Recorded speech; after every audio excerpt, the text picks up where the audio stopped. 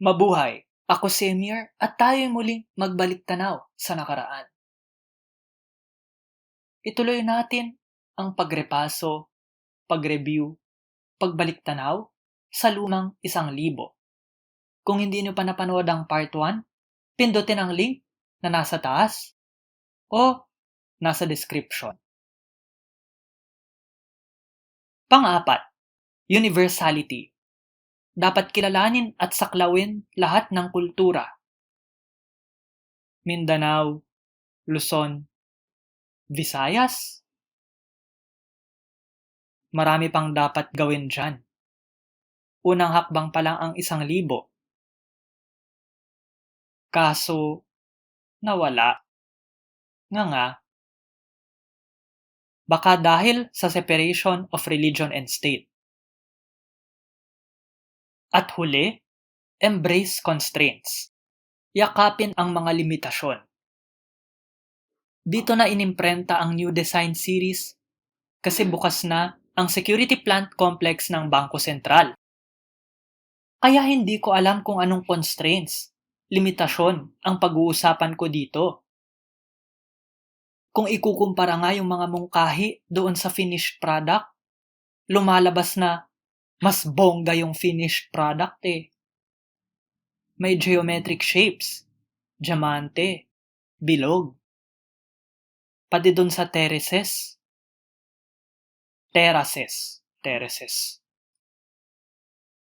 Sa likod ng manunggul jar.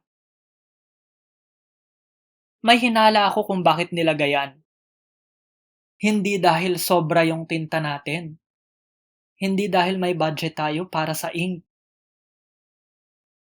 Yung mga diamanteng yan, security feature din.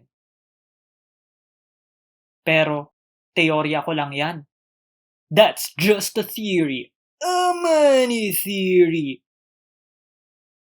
Kung eksperto kayo sa usaping numismatist, taga-kolekta ng pera, itama niyo ako.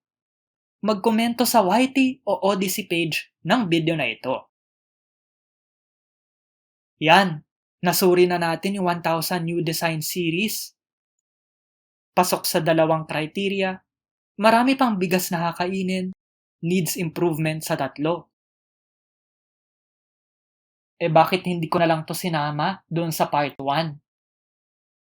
Kasi kailangan nating pag-usapan yung 3 bayaning pinalitan ng agila. Yun ang talagang punto ng video na ito. Hello! Ito nga pala yung sinayang nyo. Grabe, 2022 lang pala yun, no? Kilalanin natin yung sinayang natin. Yung pinagpalit natin. O sabi nga ng kapatid ko, totga. Gawin ko na. Hindi naman sila gagawa ng vlog ni Grave Tour eh. Unang-una dahil wala silang libingan. Dahil hindi alam kung ano nangyari sa kanilang mga labi. Error 404. Graves not found. May batis. Sources ako ha. Di tulad ng iba dyan. Josefa Llanes Escoda. Nagtapos siya sa ngayoy Philippine Normal University, PNU. Nag-aral pa siya sa Universidad ng Pilipinas, UP, at sa New York School of Social Work o sa Columbia University sa New York. Suffragist siya. Ibig sabihin, kinampanya, pinaglaban niya ang mga karapatang bumoto ng mga babae.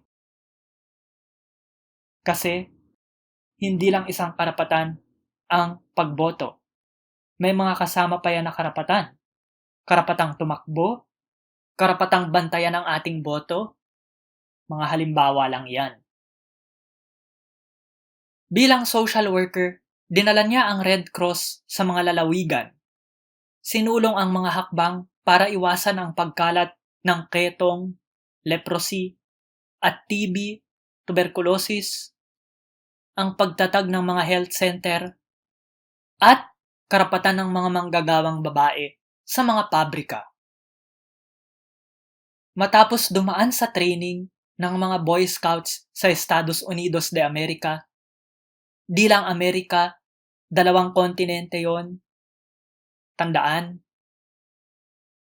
Bumalik siya sa Pilipinas para mag-train, maghulma ng mga pinuno ng Girl Scouts. Tinatag niya ang Girl Scouts of the Philippines na wala ring salin sa wikang sariling atin, Error 404, at naging unang executive director nito. Naging pangulo siya ng National Federation of Women's Clubs mula 1941 hanggang 1944. Pinaglingkuran niya ang mga nanatiling buhay matapos ang Bataan Death March, yung mga naging preso. Patago siyang nagbigay ng gamot at gamit sa mga kampo. Hindi siya natakot na gawin yon kahit kinulong na ang kanyang asawa. Hindi nagtagal, kinulong din si Escoda sa Fort Santiago. Ganito ang itsura ng mga kulungan sa Fort Santiago. Nasa ilalim ng lupa. Isipin niyo kung ano pwede mangyari. At binitay siya ng mga Hapon. Jose Abad Santos. Anong atin, Hain? Hanggang ngayon, payroll pa rin ba tayo? Kaya walang nagbabasa ng PLJ eh. Jose Abad Santos. Salamat sa Official Gazette noon na may ganitong artikulo at nasa wikang sariling atin pa. Yung Official Gazette ngayon, OCR na nga lang. Hindi pa magawa. Pinanganak si Abad Santos sa San Fernando, Pampanga. Nag-aral ng kolehiyo sa USA! USA! USA! Hanggang batas ha, law, naol. Pagbalik dito, pumasa siya sa bar, nagtrabaho sa pamahalaan, naging mahistrado ng Korte Suprema at kalihim ng katarungan, Department of Justice DOJ Secretary sa ilalim ni Pangulong Manuel Quezon. Hindi na pinag-aaralan ngayon ang mga pasyang sinulat ni Abad Santos. Sa halip, mas kilala siya sa kanyang pagkamartir noong World War II. Masyadong mahaba ikalawang digmaang pandaigdig eh. Tinalaga siyang punong mahistrado, Chief Justice. Lumikas kasama ni Quezon at iba pang mga opisyal sa korehidor. Umikot sila sa mga bahagi ng Pilipinas na hindi pa nasasakop ng mga Hapon. Nakiusap si Abad Santos na manatili sa bansa, sa kabila ng imbitasyon ni Quezon na sumama siya sa Australia. Kaya bago umalis, inatasan siya ng Pangulo na siyasatin at pangasiwaan ang mga lugar na hindi pa nasasakop ng mga Hapones. Tinalaga siyang kinatawan ng Pangulo at parang pinuno na ng Commonwealth. Inikot ni Abad Santos ang bansa alinsunod sa kanyang misyon at tumanggi sa paanyaya ng nooy kalihim, naging Pangulo rin at nalagay din sa pera, si Manuel Rojas na sumama sa kanya sa Mindanao. Detalyado ang kwento ng Official Gazette, siksik, sa mga huling araw ng punong mahistrado na nakabase sa talambuhay na sinulat ni Ramon C. Aquino na naging punong mahistrado rin. Minumungkahi ko, sinasuggest na basahin niyo yon. O, hindi na ba natin magawa kasi puro TikTok na lang tayo at saka IG at saka FB stories. Isama niyo na YT shorts, pati Coco Melon. Nahuli ng mga Hapon si Abad Santos at kanyang anak na si Pepito sa Barrio Tubod sa Barili, Cebu. Tiyak ako mali ang aking bigkas, itama niyo ako sa comment section ng YT o Odyssey page ng video na ito. Sa ilalim ng interogasyon, Hinihimok siya ng mga Hapon na kumbinsihing sumuko si Rojas at ipaalam sa kanila ang mga utos ni Quezon. Tumanggi si Abad Santos dahil paglabag iyon sa kanyang sumpa ng katapatan, Oath of Loyalty, sa Estados Unidos na nooy may soberanya, kapangyarihan sa ating bansa at sa Pilipinas. Dahil sa kanyang pagtangging makipagtulungan, nagpa siya ang mga Hapon na bitayin siya. Nang malaman niya ang desisyon, sinabi niya nang nakangiti kay Pepito ang masamang balita. Nang magsimulang umiyak ang kanyang anak, sinabi niya, "Huwag kang umiyak, Pepito. Ipakita mo sa mga taong ito na matapang ka. Bibihirang pagkakataon na mamatay ako para sa bansa. Hindi lahat ay nabibigyan ng ganitong pagkakataon." Bilin niya, alagaan mo ang iyong ina at iyong mga kapatid. Sabihan mo silang mamuhay nang hindi pinababayaan ang ating pangalan. Pagpalain ka ng Diyos, anak ko. Hindi na lumingon pa si Abad Santos habang naglalakad palayo sa kanyang anak, palabas ng Malabang, sa Lanao del Sur. Binaril siya sa ilalim ng puno ng niyog noong Mayo 1942. Vicente Lim, pinanganak sa Calamba, parang si Lodi Rizal. Nagtapos din sa PNU at naging guro. Normal, teaching. Pinag-usapan ko na dati yan. Nag-aral din sa ibang bansa. Siya ang unang Pinoy na nakatapos sa US Military Academy sa West Point, New York. Magtatapos, gagraduate na nga lang siya. Pinarusahan pa siya dahil pinagtanggol niya ang mga Asyano laban sa derogatory, panlalait ng kanyang propesor.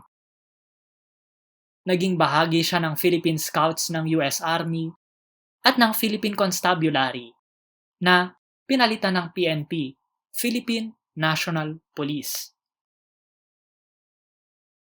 Naging Brigadier General, tinalaga siya ni Pangulong Quezon noong 1939 na Deputy Chief of Staff ng Philippine Army. Nang magsimula ang digmaan, pinamunuan niya ang 41st Division.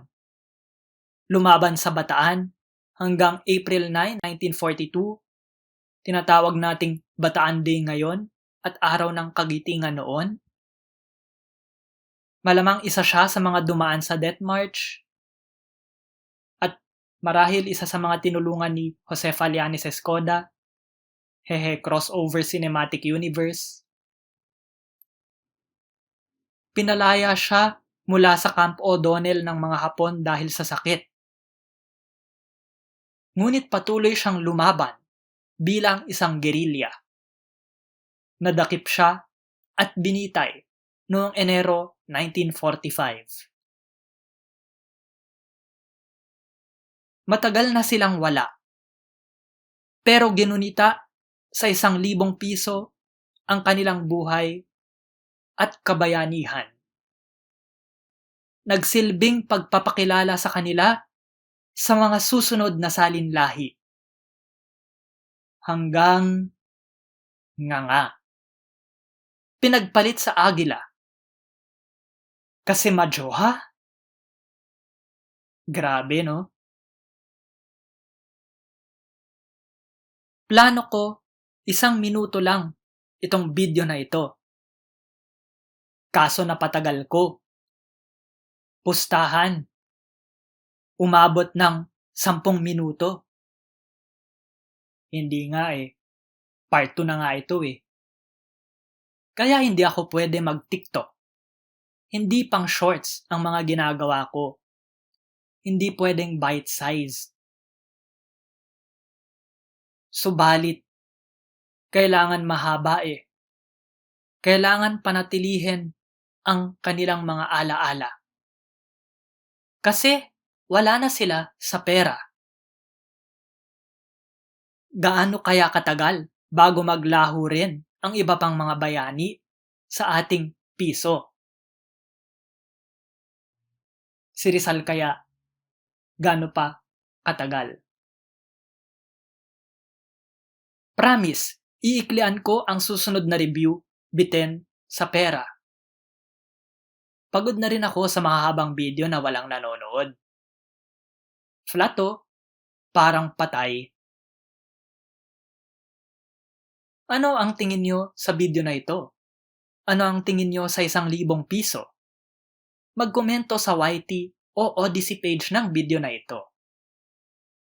I-like at i-share ang video sa social media, mag-subscribe at pindutin ang batingaw o bell. Tignan nyo, nakangiti o. Pindutin nyo na. Yung bell sa baba, hindi yung nasa screen. Hindi yung may smiley face. Panoorin ang iba pang mga Emir's Biten, Baliktanaw/In Hindsight. Sumuporta sa Patreon, sa PayPal. Salamat sa kapatid kong si G-G Arts para sa aking avatar. Suportahan ang kanyang mga gawa sa mga link sa description. At samahan ako sa Odyssey. Nasa description din ang invite link. Salamat. Hanggang sa muli at ingat.